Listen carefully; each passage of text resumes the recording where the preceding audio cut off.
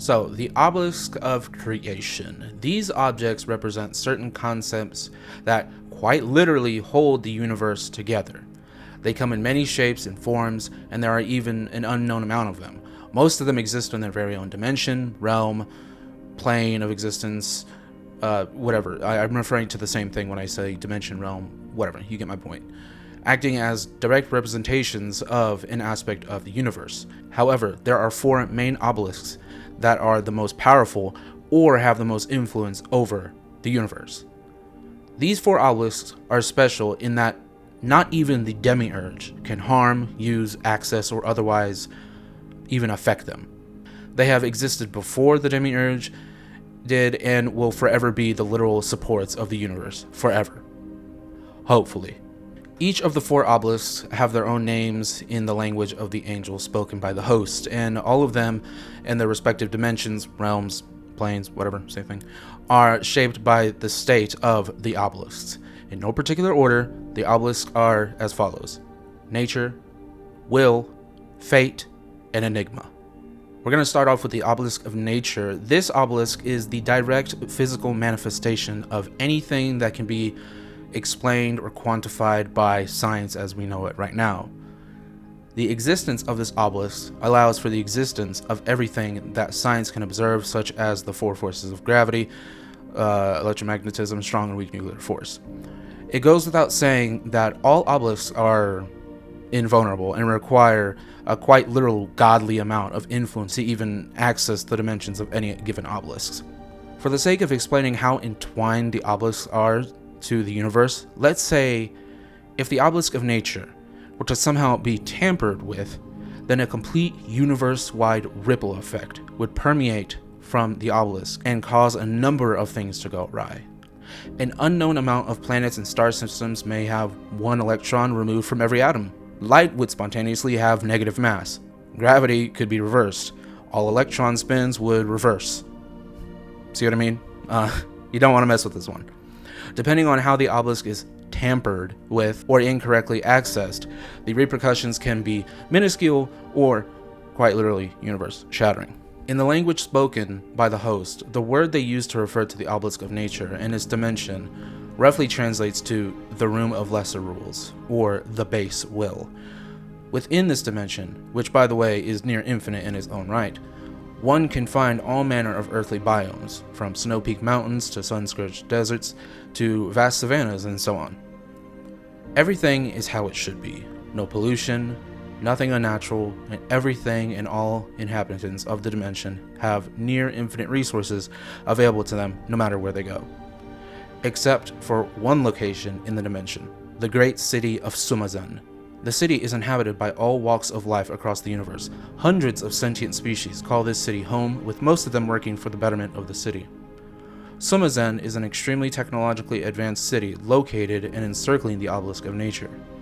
The closer one gets to the obelisk, the more technologically advanced the city and its surroundings become, regardless of any external influence by the inhabitants of the city. Separating the city from the obelisk is a small lake that the inhabitants call the Sea of Order. Not much more is known when one crosses the Sea of Order and reaches the small island the obelisk stands upon, due to a seemingly impenetrable barrier of unknown origin around the obelisk. Of course, the residents of Summersen have been trying for thousands of years to get through it, with literally zero results. Many speculate that if the barrier were to be broken and one were to get to the obelisk, that they may achieve godhood, disrupt the natural order of the universe, or straight up just destroy the obelisk, thus leading to the destruction of the universe. So yeah, nothing to worry about. Our second obelisk is the Obelisk of Magic. Magic is the complete opposite of nature, and the obelisk itself is the most powerful magical thing to exist, being the representation of magic/willpower itself. With its existence, the laws of nature can be ignored, and the wills of beings capable of using magic are instead reflected into reality, and thus change is made. If this obelisk were to be tampered with, then a universe-wide ripple would cause all beings, sentient or not, to interact with reality the way they perceive it.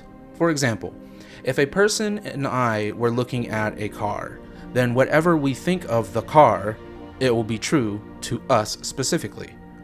If I thought it were on fire, then it is for me. If the other person were to think of it as not existing, then it doesn't for them.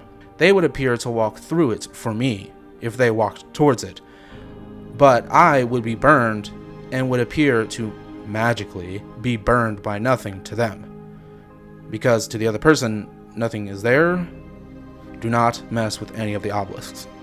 The terms referring to the realm of magic in the angelic language can roughly be translated as the rooms of will and the crazy place. This realm is chaotic in every meaning of the word except for many kingdoms ruled by many species of magical creatures, primarily from Earth. The most powerful of these kingdoms are the various heavens formed from human belief systems and religions throughout history. The most powerful one being heaven from the 3 Abrahamic religions on Earth. This one, of course, is the location of the host and the throne of heaven previously occupied by the demiurge. The obelisk, however, is apparently nowhere to be found in the dimension. Of course, it is, but over the eons of existence, no kingdom, not even heaven itself, has been able to find it. No one knows what would happen if the obelisk were to be found. Many are of the opinion that when the demiurge left the throne of heaven, that the obelisk as well disappeared with him, or that the demiurge even stole it. It's also known that the obelisk is actually 2, but act as 1. Alright, the third one, the Obelisk of Fate. This one is special due to its influence over all things in existence. It has a very, very strong influence over time, and is responsible for determining what happens to anything.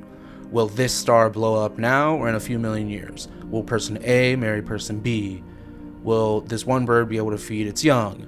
No one, not even the demiurge himself, knows what this dimension looks like and what kind of inhabitants there are, if any. The dimension itself seems to block all entry into it, be it physically, mentally, spiritually, etc. Many angels of the host postulate that whoever sits on the throne of heaven is the only entity capable of getting into the dimension and even controlling the obelisk. If this one were to be tampered with, then nothing would directly happen. Instead, the influence of the Obelisk of Enigma has over reality would increase or decrease in proportion to how much the Obelisk of Fate was tempered with. Which brings us to the Obelisk of Enigma, our last one. Again, no one really knows what it does. Makes sense. Its name literally has Enigma in it. But it does seem to have power over the ideas of chance, or bad luck, or karma, or in the most crude term that a lot of inhabitants of the Hajusverse say, evil.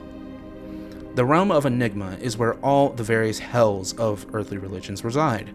The obelisk itself is hardly even considered to look like an obelisk due to the shape and form of it changing depending on the perception of the viewer. Every sentient being, including AI, all perceive the obelisk in their own way, and no one can come to a consensus as to what it looks like or even does.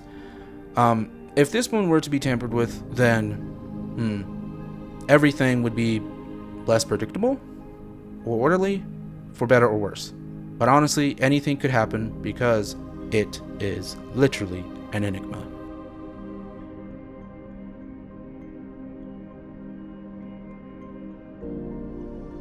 Hi guys, thank you for watching this video. I hope you guys really did enjoy this second lore video.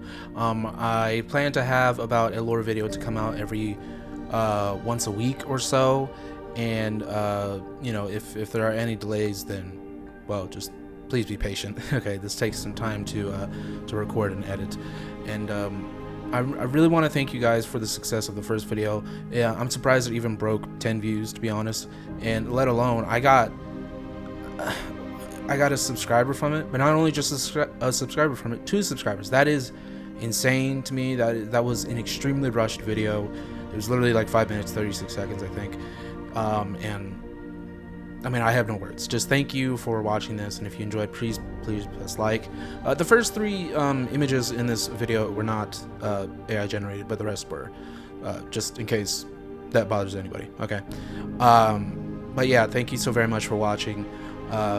This is my lore that I've been building over years. At first, it started as a coping mechanism for like depression, anxiety, and then I did it for fun, and now I'm like, wow, I actually get to talk about it now. And so, yeah, thank you so very much. If you guys are interested in more, again, please like and subscribe, and I'll try to get one out next week.